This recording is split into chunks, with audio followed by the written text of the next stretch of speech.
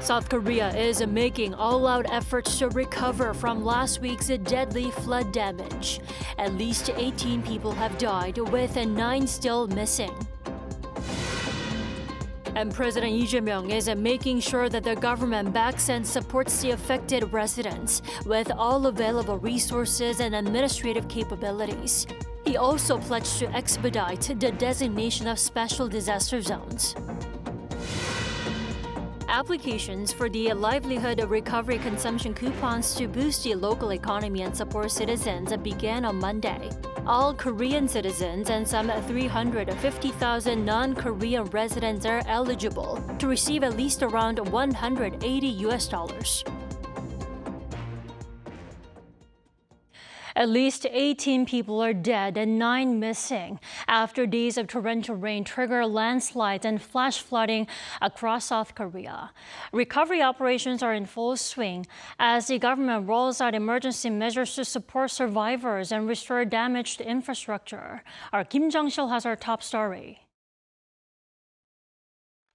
The devastating rainstorm that began last week has caused widespread destruction across the country. According to the Ministry of the Interior and Safety, 18 people have been confirmed dead, with 9 still missing. The worst hit region was Sancheong in Gyeongsang-namdo Province, where 10 people died after a massive landslide. Other fatalities were reported across Gyeonggi-do and Chungcheong-namdo provinces, with 1 dead in Gwangju.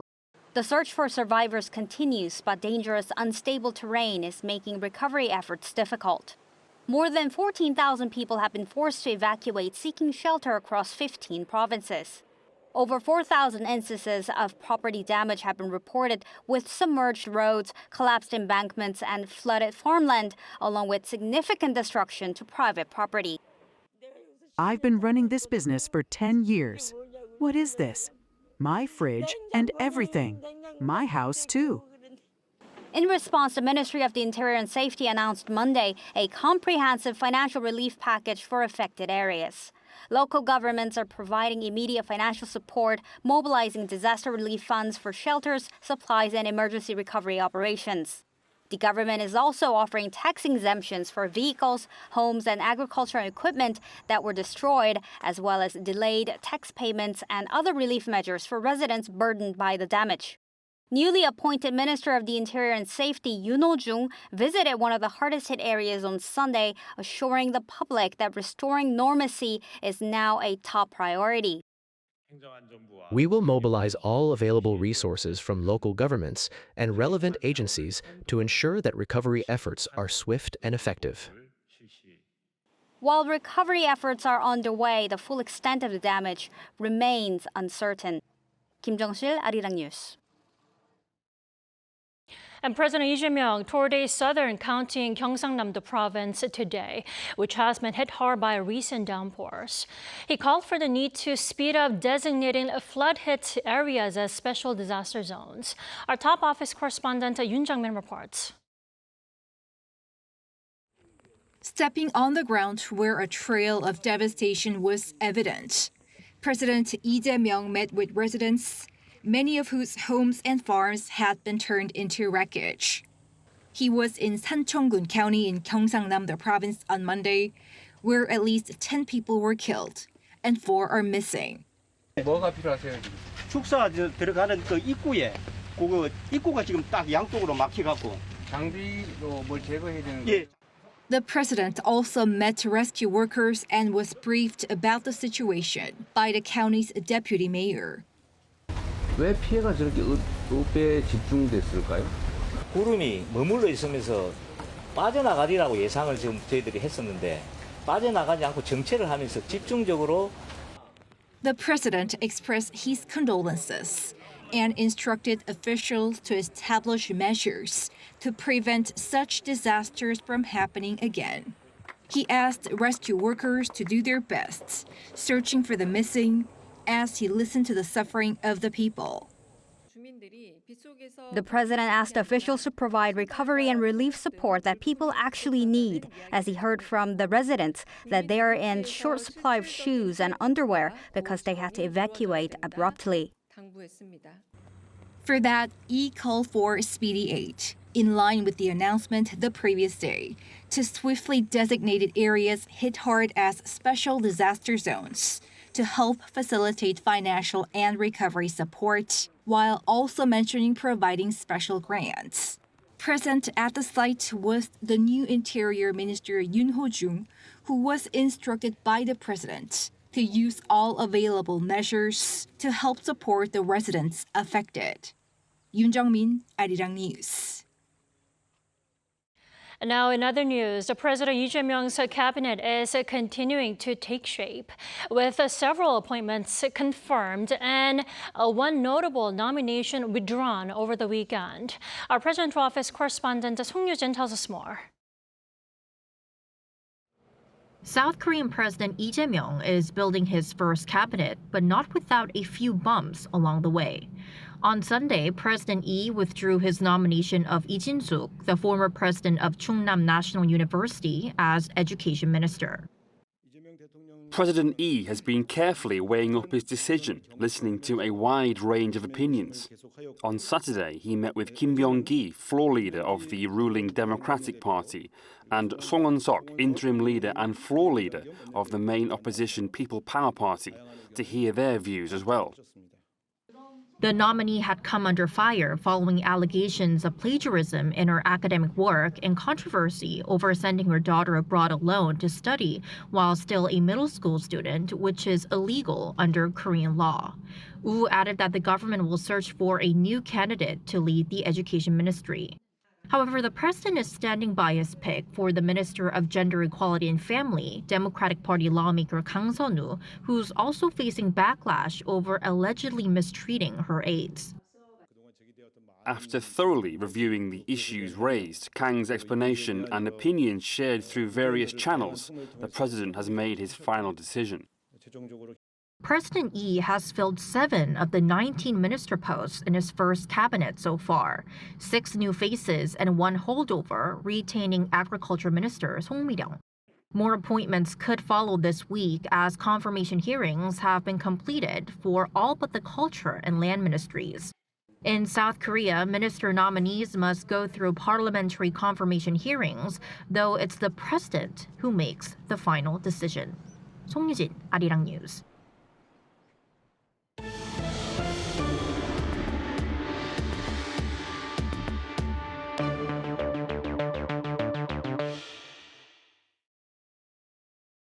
From today, people in South Korea started applying for their livelihood recovery consumption coupons that are designed to revitalize the local economy and people's livelihoods. Our Park Jun-han has the details. Registrations for the Livelihood Recovery Consumption Coupon, the first major economic stimulus under the Lee Jae-myung administration, started from 9 a.m. Monday. The Ministry of the Interior and Safety announced that the applications will be open for approximately 8 weeks until 6 p.m. on September 12th. The coupon program provides 150,000 Korean won, roughly $108 per recipient, with higher amounts for certain groups. 300,000 won will be given to low-income households and single-parent families, and 400,000 won for recipients of the Basic Livelihood Subsidy. Residents from areas outside of Seoul, Incheon, and Gyeonggi-do Province will receive an additional 30,000 won, while those living in one of the 84 designated rural areas at risk of depopulation will get an extra 50,000 won. People will receive coupons the day after application, and the coupons are valid until November 30th. The ministry says no coupons will be issued after the September 12th deadline, and those who don't apply will not receive any benefits. People can apply online through their bank or credit card sites or through local payment apps such as Seoul Pay Plus. They can also apply offline at their local government neighborhood office.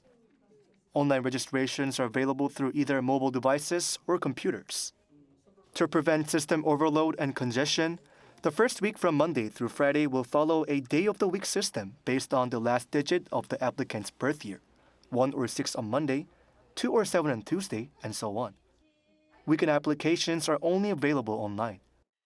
Applicants can choose to receive coupons as credit debit cards, prepaid cards, or a community-based gift certificate which can only be used at registered merchants in the applicant's municipality. Coupons can only be used at small businesses with annual sales of 3 billion won or less. They are not valid at places such as large supermarkets, department stores, duty-free shops, and online malls. Foreign residents who fall under certain categories can also receive the coupons. The eligible groups are permanent residents, marriage migrants, recognized refugees, those who are listed on a resident registration document that includes at least one Korean citizen. To be eligible, they must be enrolled in the national health insurance system, either as a subscriber, dependent, or recipient. The government says the livelihood coupon should stimulate consumption and boost the local economy. Park Junan, Arirang News. Again, the purpose of the rollout of these cash handouts is to stimulate domestic consumption and provide citizens and small business owners a sense of relief from persistent inflation. Our Moon Jiao went out to hear people's reactions on the first day of distribution. Immense public interest was evident on the first day of applications for the Livelihood Recovery Consumption coupons. Older members of society were seen lining up in front of community centers to apply, while the widespread enthusiasm also led to some credit card website servers crashing. I'm here at a local market in southern Seoul. The coupons can be used at small businesses like these. Many have said that they will be using the coupons to pay for daily necessities. Once I get this cash handout, I can definitely cut down on what I spend on food. So I think it'll really lighten the load, at least for a bit. You see, I've got 3 kids, and honestly, their academy fees cost more than I thought they would. Since it isn't exactly cheap, I really want to put this towards my kids' education expenses.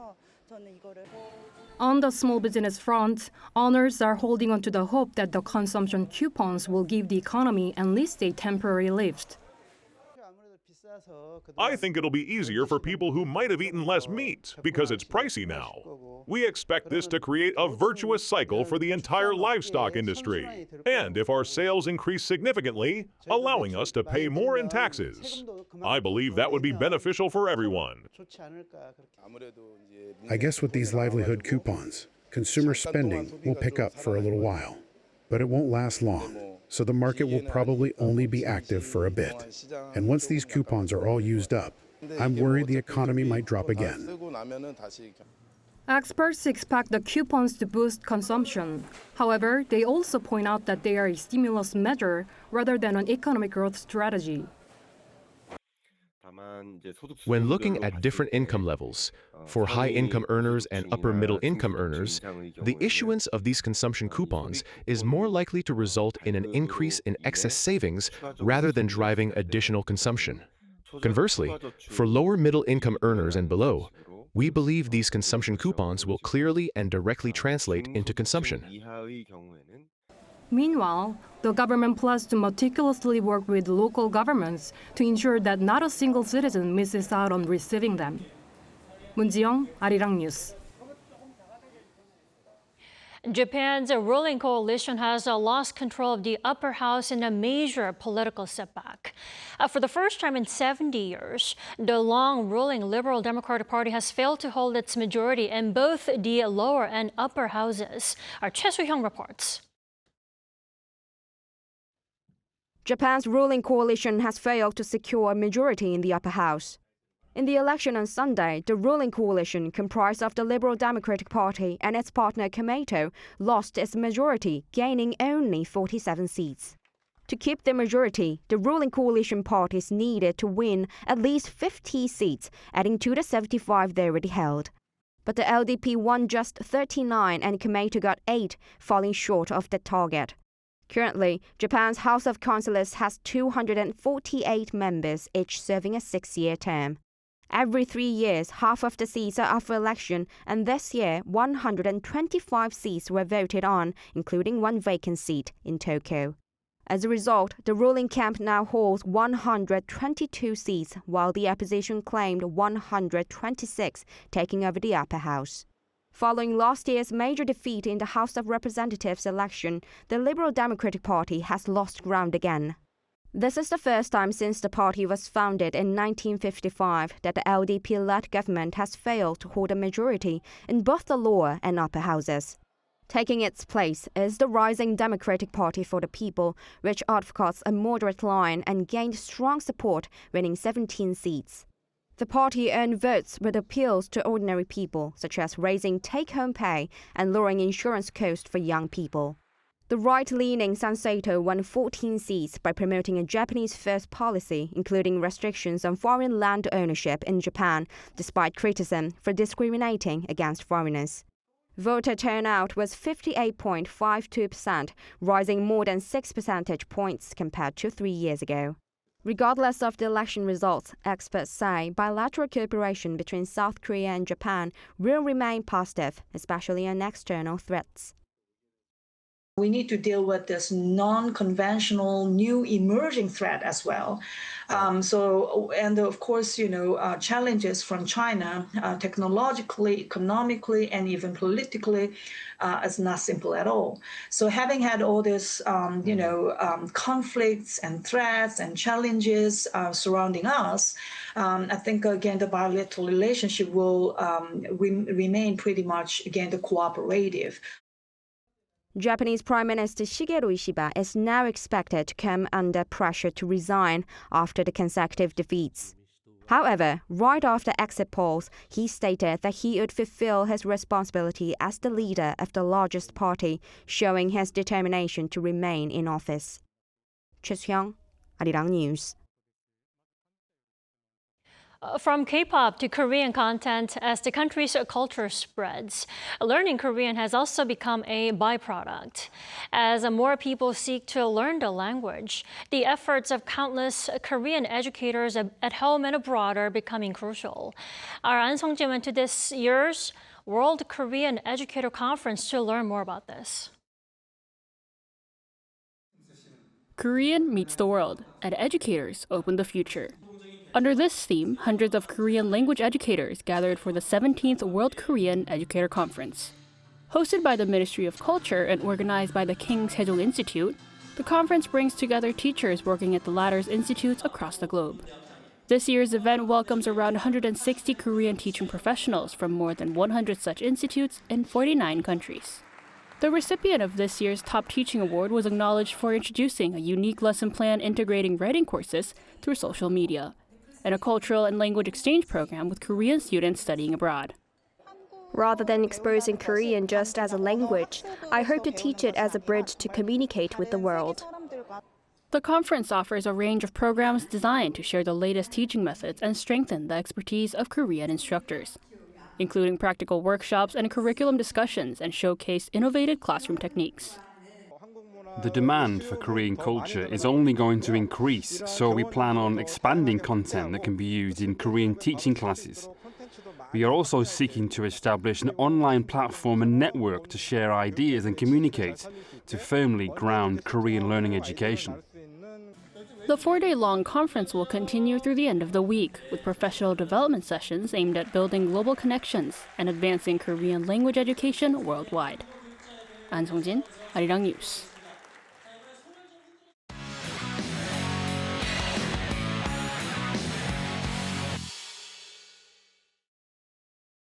Time now to look at what's been happening in the world of sports. For that, we have our sports editor, Paul Neitz, joining us in the studio. Welcome back, Paul. Thank you.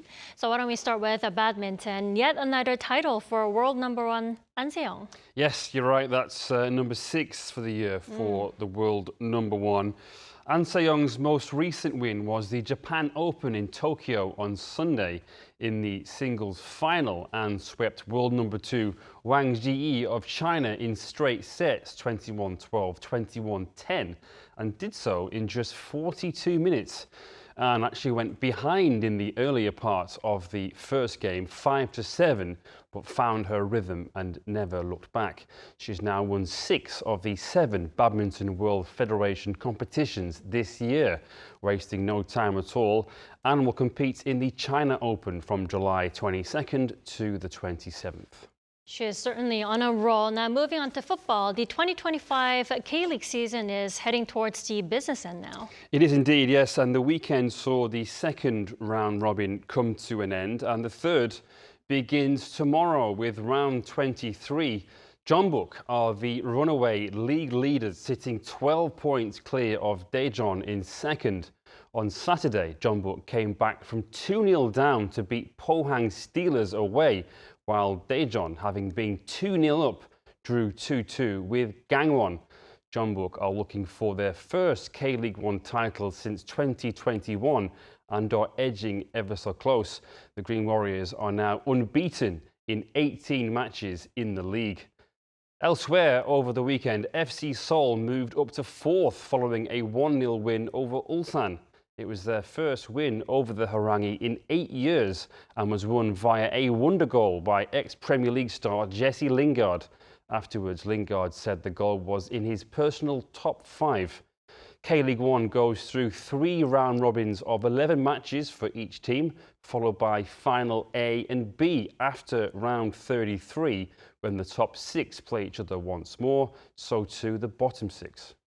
All right, to baseball now. Lee Jung-hoo put in a solid performance for the San Francisco Giants over the weekend on Sunday. Tell us more. Yes, in what was his return to the leadoff position as well. Right. Now, he recorded 2 hits, going 2 for 5 with an RBI on Sunday in what was an 8-6 loss to the Toronto Blue Jays. It was the first time since mid-June for E to be the leadoff, and he opened the game with a double, his 20th of the season, which is the most among all Giants players.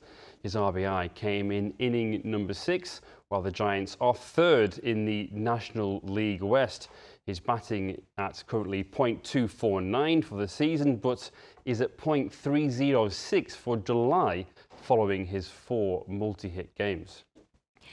Paul, I think it's been a while since you covered sports climbing. Another a gold medal for a South Korean, you have to tell us. Yes, you're right. A first gold of the season for Lee Do-hyun. It came on Saturday, local time, at the 12th IFSC World Cup in Madrid.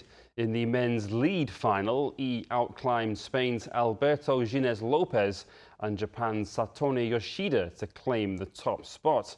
After barely making it through the semis, Lee surged ahead in the finals to secure his 3rd podium this season, adding to the earlier silver and bronze wins in bouldering. Now, this gold is especially meaningful as it's his first ever in the lead discipline, but is his 4th Korea World Cup gold overall. Certainly meaningful. Thank you for that wrap up today. I'll see you next Monday. Thank you. Yeah, see you.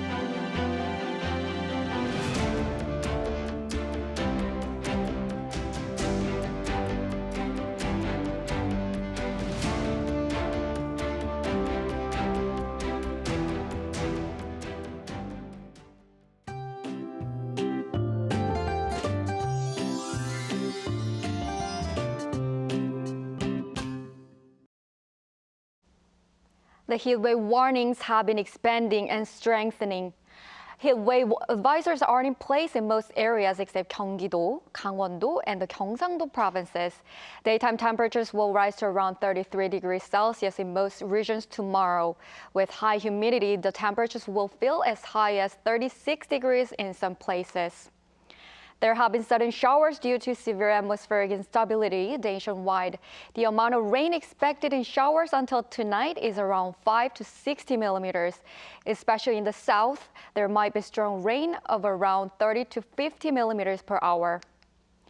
Tomorrow morning will start warm at 23 to 26 degrees across the country. Daily highs move up to 31 degrees in Seoul and Busan, 30 degrees in Chuncheon.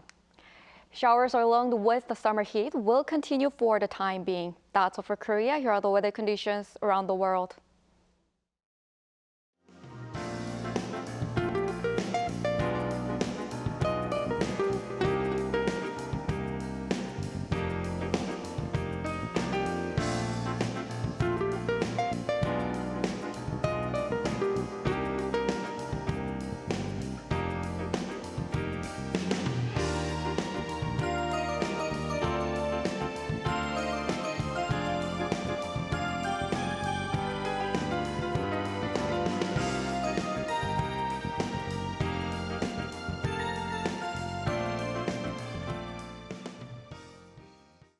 That's all we have for tonight. I'm Kim Dami. For all of us here at Arirang, thanks for watching and good night.